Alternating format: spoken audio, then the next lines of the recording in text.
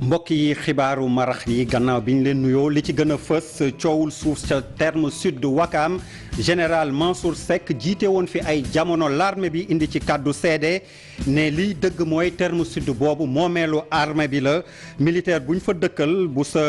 retraite jotee da nga war a génn abale Modou Fall ko dénk dinañ ci dikk nu mu gën a yaatoo ci biir xibaar yi li ci gën a fësit dina ci bokk maître Clédor Ciré Ly sàkku ci enquête Boffa Bayotte bi ñu bàyyi ñaar fukk ak juróom benn yiñ ciy topp la ko waral gis na ni enquête gendarmerie jaarul yoon ba tax Boffa Bayotte moomu ca Casamance ñu rayoon fa ay nit ñu bëri mu jàpp ne ñaar fukk ak juróom benn yiñ ci jàpp dañ leen war a féexal dinañ ci dikk nu mu gën a yaatoo moom it Boubacar Diassi la dénk kàddu yi ni mel bureau assemblée nationale bu bees bi li ci gën a fës Abdou Mbow moom mooy premier vice-président remplacé Moustapha Cissé Lo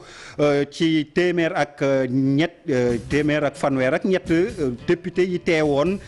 ci tey ubbite session ordinaire bi ñu jàpp rek ni groupe parlementaire liberté démocratie ñoom ñoo yor 8e vice-présidence bi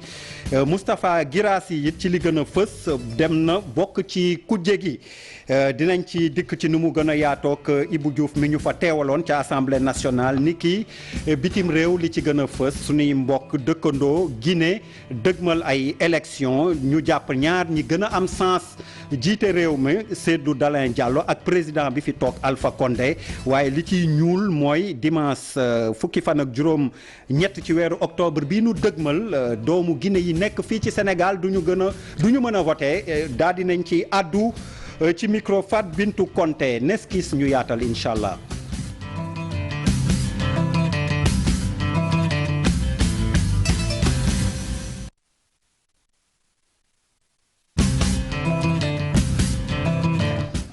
mbokk yi niñ leen ko waxee ci boppu xibaar yi coowul suuf ca terme sud mi ngi fi ne coow ba léegi ndax ki jiite woon l'armée bi ay jamono Mansour Seck lay wuyoo général Mansour Seck daal dina ci àdduna liy dëgg mooy armée moom place boobu ba tax na kuñ fa dalal ñoom waa armée bu sa service jeexee da nga war a able loolooy dëgg te ku àtte leneen da nga àtte lu la neex xanaa ñu dem ci leeral ak Mamadou Fall mi fa teewoon Thierno Laurent Mendy ci caméra bi. général Mansour Seck génn ngir indi ay leeral ci affaire terme sud moom mu jàpp ni rek militaire dafa war a génn kër yi nga xam te ñu ngi leen duppee ay këru fonction bu fekkee ni nekkatul en activité. li ñu gis ci terme sud rafetul ñun ñëpp amul kenn ku ci kontaan mais nag il faut ñu xam lan la fu mu jógee. fu mu jóge mooy lan ñi nga xam ne ñu à la retraite nit ñi remplacer leen ki leen remplacer il faut que mu nekk ci même situation loolu mooy problème foo di woon foofu la jógewul fanaan général bi di ñaawlu kon li nga xam te ni dañ ko politiquer terme sud moom mu ngi sàkku sax ñu bañ a def li ni mel. dañuy war a wekk l'armée ñi nga xam ne ñu bañ koy def affaire politique ci affaire armée loolu baaxul parce que armée aussi dafa am moral bu fekkee dañ koy encourager noonu lay gën a mën a def liggéeyam. ngir gën a indi ay leeral turub comico génn ci yëfu terme sud yi général bi ne comico ci boppam dañ ko créer ngir rek mën a dimbali waa armée bi ci ñoom logement. Le en 1985 nous avons créé. comico ñu ngi ko créé ci atum 1985 ndaxte boobu xool nañ ni faaw ñu yombalal ñi nga xam te ni ñooy waa armée ñu dëkkuwaay ñu daal di koy jël jox ko waa jeunes yi lu waral loolu mooy kon ngir ñu am dëkkuwaay gu yomb gu cherul dara. Si cette structure n'est-ce pas on pourrait avoir des logements moins chers et c'est le cas. général Mansour Seck nii armée wàllu moral la ak discipline kon yenn yi ñu nemmeeku jamono ji kon ci ñenn ñi nga xam te ni ay à la retraite du lu ñuy rafetlu. bureau bu yees ca assemblée nationale siiw na gannaaw session ordinaire bi tàmbali tey jii li ca gën a fës Moustapha Cissé Lo bokkatul ca bureau boobu ñu dugal Abdou Mbow moom mooy premier vice-président assemblée nationale ña fa teewoon ci liimu député yam ci téeméer ak fanweer ak ñett ñu jàpp li ci gën a fësit ni groupe parlementaire liberté démocratie mi am 8e vice-président am nañ gan bu bees Moustapha Guirassy député dem far ci ñoom Ibou Diouf Youssouf Baro ci leeral. ñu amal ubbiteb session atum 2020 jàpp 2021 ñu ne nag ñu bëri ci député yi teewoon nañ lu toll ci téeméer ak juróom-benn fukki parlementaire ñu ne nag lu aju ci distanciation sociale maanaam xaw a sorante bi métti woon na lii di sol masque moom daanaka ñëpp ak respecté li ñu mën a jàpp ci xew-xewu tey bi kii di député Abdou Mbow moom la ñu tab premier vice-président bu assemblée nationale. waaw Abdou Mbow alhamdulilah rabbil alamin dafa mérité poste bi parce que nit la koo xam ne yàgg na liggéey président Macky Sall liggéey boo xamante ne nii lu jëm réew mi kanam la ci région de Thiès ak département yëpp ak Sénégal yëpp vraiment ku mérité poste bi la jàmbaar la liggéeykat la ñun dañ koy souhaiter mu réussir mission. aussi dafay encourager donc jeunes yi parce que président aussi dafa nekk nit koo xam ne dafa def confiance à sa jeunesse donc dafa def aussi li nga xam ne moom mooy la promotion des jeunes lu war a nekk pour que mu gunge ko ci li nga xam ne moom mooy gestion bi mu yore Sénégal. li nga xam ne moom la ñu fas yéene def rek mooy li ñu mus a def mooy continuer di liggéeyal askan bi continuer di déglu population yi continuer di jéem a nekk ay exemple ak lépp loo xamante ni askan wi mi ngi ci ñu jéem ci taxaw. député ji fare ci kuje gi ak itam ñi nekk ci groupe parlementaire liberté et démocratie ñu ne rek seen teewaay moom dina gën a dëgër ak poste vice-président bi ñu am ak itam yeneen député yu ñëw rek bokk seen groupe parlementaire. ñun li ñu concerné rek mooy tey suñu groupe yokku na ndax Moustapha Guirassy jóge na ci non inscrit ñëw dugg ci suñu groupe. kon ñun suñu groupe ñun yokku na kon ñoom li ñuy def seen i changement ñun amuñ ci commentaire. Abdou Mbow Yatta Sow Cheikh Tidiane Gadio Aïssatou Sow Diawara ak ñeneen muy équipe bu yees bu nar a wéyal liggéey bi ci wetu yeneen député yi ñu ne nag lii mooy entrée bu mag bi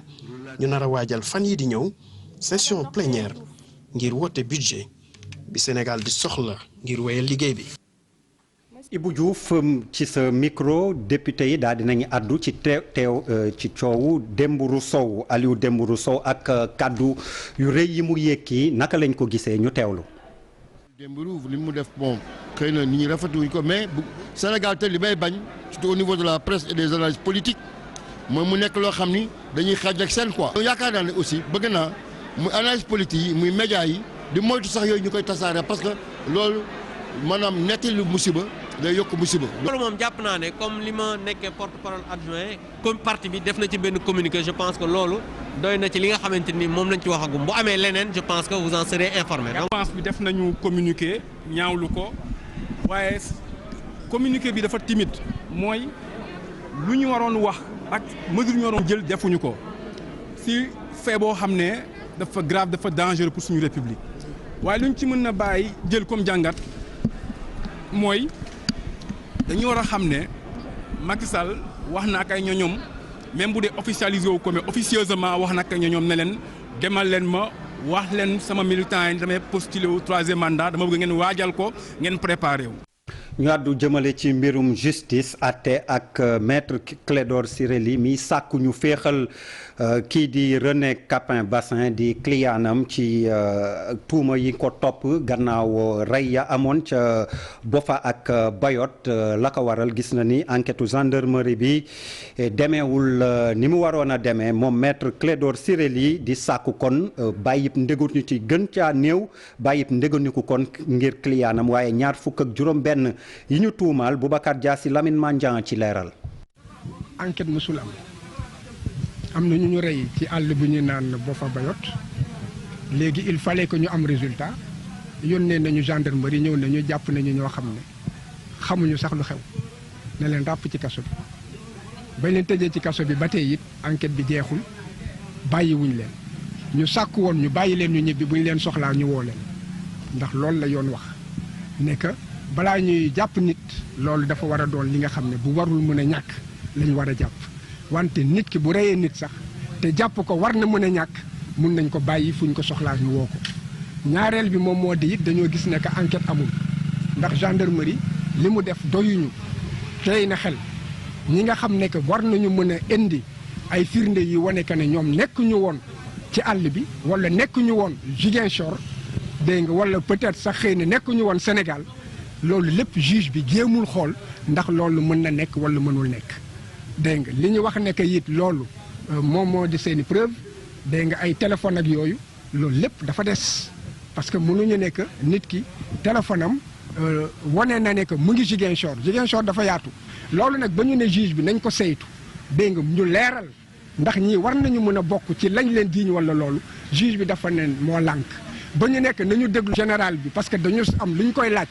te war nañu war a mën a leeral dara moom moo di nga xam ne tey jii moom moo jiite armée Sénégal dafa ne moo lànk loolu du ko def ba ñu nekkoon ne entendre directeur rajo Sénégal bu nekk Ziguinchor parce que moom it am na yoo xam ne war na ko ci mën a leeral dafa ne moo ñàkk kon juge d'instruction bi lan lay jëriñ. askanu Sénégal d'accord ñu ci tuur ëmb yàq biir la ko waral mooy benn sondage bu ko firndeel ci téeméer boo jël ñeent fukk ak ñaar yu wala yu ci teg ñu rekk a ci d'accord kon la des muy juróom fukk ak juróom benn yi daal di nañuy lànk bañ gis-gis gu nu mel ci xayma la feeñee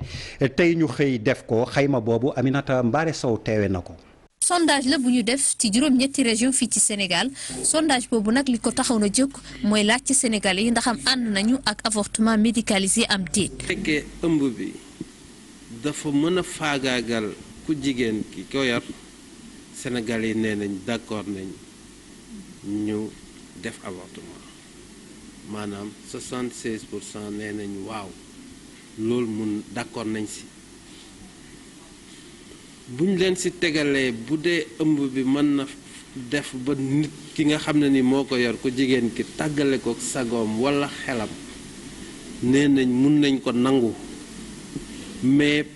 lim bi wàññeeku na jóge na ci 76 ñëw ci 60%. buñ leen laajee est-ce que mun nañoo jàpp ne mun nañ def avortement bu fekkee ne xale bi dañ koo sakku walla ku ko jege doon mbokkam àgg si kawam ba mu jële ëmb ñu si ëpp d'accord. résultat sondage yooyu nag di varier boo jëlee ñi nga xam ni dañoo joxe seen kàddu ci li jëm ci avortement médicalisé fekk xale bi dañ ko sàkku wala ki ko sàkku ku ko jege la lu toll ci 42% ñoo ni waaw ànd nañ ci. sondage bi ñu ko defee ba noppi dafa wane ni 42% population bi d'accord nañu ci avortement médicalisé bu fekkee ni dañu sàkku xale bi wala bu fekkee ni bàyyi ba nga xam ne dafa sàkku doomam. mu mel ni nag majorité sénégalais yi àndaguñ ci avortement médicalisé monté à côté ñu ngi gis ay avortement clandestin ci structure sanitaire. avortement clandestin liñ koy recevoir en général dafa bari ci suñu urgence yi parce que dañuy ñëw ci fànn di nàcc te loolu day indi ndeeteelu yaay ak doom. donc loi bi ñu nar a vote ñuy en tout cas ñuy xeex pour ñu voter ko sur avortement médicalisé day indi sécurisation des soins mooy ak avortement bi te parce que jeunes yi lay gën a jàpp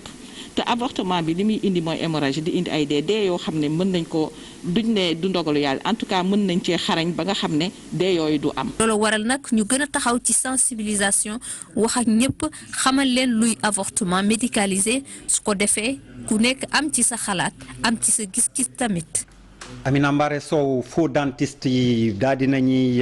sonal askan wi di leen lor te war nañ cee jóg loolu di gis-gisu président ordre des dentistes Mamadou Ka lay wuyoo yokk na ci it ni fond Covid bi ndàmpaay yi tukkee ci coronavirus bi gisuñu ci seen bopp ñoom Fatima Touré ci leeral ak Younous Diatta. liggéey ci wàllu bëñ fii ci Sénégal doon li nga xam ne rek mu ngi koy commencé salfaañe loole nag ñi ko xamale di ordre des chirurgiens dentistes ñoom nag ñu jàpp ni rek am na ñu nekk seen liggéey bi di ko daal di caxat-caxatee ñu bëgg nag loolu dakk ndaxte ñoom dañoo jàpp ni ngir rek nga daal di mën a yëngatu ci wàllu woowee faw rek nga am ay normes yi nga xam ne tënk nañ ko ci ay këyit nga mën ko respecté bu baax. ku duggul ci fànn yooyu comme nu mu ko waxee am nga nationalité maanaam sénégalais nga. yor nga diplôme chirurgien dentiste sa lijaasa mët na léegi nag ñetteel bi mooy nga bindu ci ordre ndax am na lu ñu la sas at bu nekk loo war a fay pour mun a bokk ci ñi war a mën a liggéey ci at boobu ñu ne ci at boobu boo fayul maanaam comme ni mu ko expliqué même bu dee nu mu ko doon firee sànq même bu dee chirurgien dentiste nga bu boobaa booy liggéey illégalement ngay liggéey tegoo ko ci yoon. ci beneen wàll ba ñoom ñi nga xam ne nag ñooy yëngatu ci wàllu santé di xamale ni li nga xam ne nag moo di plan de résilience bu économique ci Covid 19 ñoom sentiruñu ci seen bopp benn yoon. dañoo gisul dimbalu ministère wala jotuñu ko bokk la yegg si comme ni ko président waxee buñ leen ko woññalee defe naa doyul sax pour benn chirurgien dentiste te loolu dafa waroon jàppale lu mat ñetti téeméeru cabinet privé noonu ci public bi it ñoom seen la ñu war a jëfandikoo dañ ko jaarale peut-être ci seen médecin chef yi comme nu mu ko expliqué waaye doyul woon. liggéeyu chirurgien dentaire doon li nga xam ne rek dafa am ay loi yu ko tënk de kenn waru ko rek salfaañee bu ñu sukkandikoo ci kaddu président des chirurgiens dentistes bu Sénégal ñoom ñi nga xam ne nag ñoo yëngatu ci wàllum secteur boobee mu nekk privé wala public taxaw nañu temm nag ngir daal ci dakkal pratique yooyu ci seen corporation ñoom nag ñu xamale ni rek li nga xam ni moo di pratique illégale kenn dootu ko nangoo ti. journée internationale bi ñu jagleel tout tànk yu jigéen ñi ministre bi leen jabootee daal dina koy mandargaal jaare fa sargal élèves yu jigéen ñi nga xam ni jàng nañ bu baax lu ko waral Ndeye Saly Diop Dieng àdduna ci micro Aminata Mbare Sow. di féliciter vraiment récipiendaires yi nga xam ne ngeen tànn tey war leen tey sargal yaakaar naa jigéenu Sénégal yëpp ñu war sargal jeune fille la war sargal waaye am na ci ñoo xam ne distingué wu tey ci parce que éducation. tey bu ñu bëggee dem vers l'égalité il faut que jigéen ñu renforcer leen te renforcer jigéen nag mooy nit ki boo bëggee mu yem ak moom fu nga bu ngeen tegee teg am challenge bu ngeen dem da ngeen war a am même départ bu ngeen jógee kon góor dafa war a jàng jigéen war a jàng pour ëllëgam si fi ñu bëgg a dem ñu mun faa dem loolu nag mooy éducation des jeunes filles taxawu leen ba ñu am une bonne éducation mais aussi les maintenir à l'école téye leen ci école yi di am tamit nag un cas spécifique boo xam ne vraiment rafetlu nañ ko xale jigéen yi nekk daara yi tey ji boo demee Porokhane tey daara maam jaaree tey ñu ngi fi toog ànd ak seen Muntaxa ñu ngi koy nuyu au passage di ko jox wàccuwaayam di kontaan moom tam bi mu ñëw parce que tam góor lu mu mën tam jigéen ñi tamit da nga soxla góor ngi suñu wet.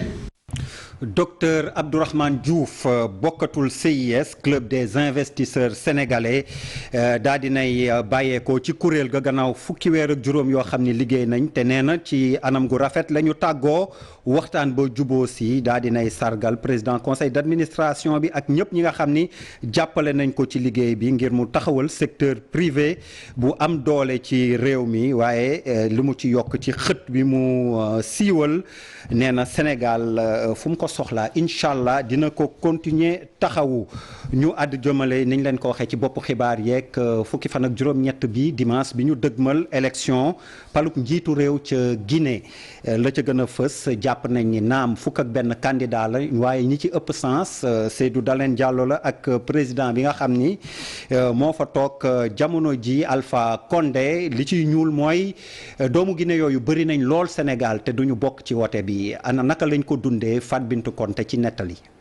Guinéen bi lay fas yéene dem fi nga xam ne moom moo di mbañ gàcce gi choisir diggante Alpha Condé ak opposant bi di Seydou Dalein Diallo kan moo ci war a jiite réew mi ci juróomi at yi nga xam ne moom la ñu jëm ñoom Guinéen yi nga xam ne ñoom ñoo nekk Dakar la ñuy ñaan rek mooy lépp na nekk ci jàmm. yàlla élection bi passé ci jàmm dañuy ñaan yàlla seetlu gagné bu seetlu gagnéwul Alpha Condé gagné toujours ñu dal ci jàmm ñu toppoo dogal yàlla bi parce que dogal yàlla. dara du weesoo dogal yàlla. na Guinée nekk ci jàmm rek Alpha bu gagné na nekk ci jàmm bu seetlu gagné na nekk ci jàmm la ñu bëgg boo gisee yu bëri ñu daw di ñëw fii di toog jàmm moo am fii. même bu fekkee ni sax ña ngay ñaawlu ñoom Guinée yi nekk fii ci Sénégal du ñu voté ak ñi nga xam ne ñoom ñoo bàyyeekoo fee ca Angola. non c'est pas normal lii moom du dëgg du yoon. ndaxte lii àddina bi yëpp dañuy voté c'est Sénégal et ak Angola ça c'est pas normal. c'est engagé wuñu bu baax parce que Kero mu engagé na fii pour ci législative bi mu bañ ñu se recenser fii avant élection député yi ñu nanguwuñu loolu moo tax no nga ambassade bi mu ambassade mu nakari mu nekk fii mu bañi ñu woote heure bi ñu dem foofu rek ñu saxaase ko foofu moo tax mu mer foofu moom ak Alpha Condé mu bañi ñu woote fi ñun dañ koy ñaawlu du yoon mais mënuñu ci dara ndax moom moo yor lépp moom mooy diriger Guinée lu mu décider mooy am mais cette fois-ci yàlla mooy dogal yàlla moo xam avenir bu ñu ñëw. ñi nag ci rue Sandiniéry nga xam ne communauté guinéenne bi dañ fay bari loolu ñi ci ëpp nag partisan Cellou Dalein Diallo la ñu di ñaan nag mu jël ndam li bésub élection yi lii. incha allah yaa rabbi moom mooy gagné loolu moom wóolu nañ ko yaakaar nañ ko moom mooy gagné bu soobee yàlla. loolu la ñu gis président bi Cellou Dalein mooy président parti dema lendi incha allah Cellou Dalein mooy président de la république de Guinée loolu la ñu bëgg. si kattanu yàlla même bu dee ñaari bureau vote moo am si Guinée Alpha Condé day ñàkk élection bi. Guinéen yi nag ña ngi ko far seen i dëgmal ci dimanche bii nag fi mu toll nii ñaar yi nga xam ne ñoom ñoo ci gën a fës ci fukk ak ñeent candidats yi nga xam ne ñoom ñoo samp seen dënd kii di Alpha Condé moom mi nga xam ne moom mooy président sortant bi la ak son principal opposant Cellou Dalein Diallo. mbokk yi àndoon nag ñun ci xibaaru marax yi jërë ngeen jëf loolu doon li ci gën a fës Ajaratu Binta Diallo ma jébbal la lenge yi.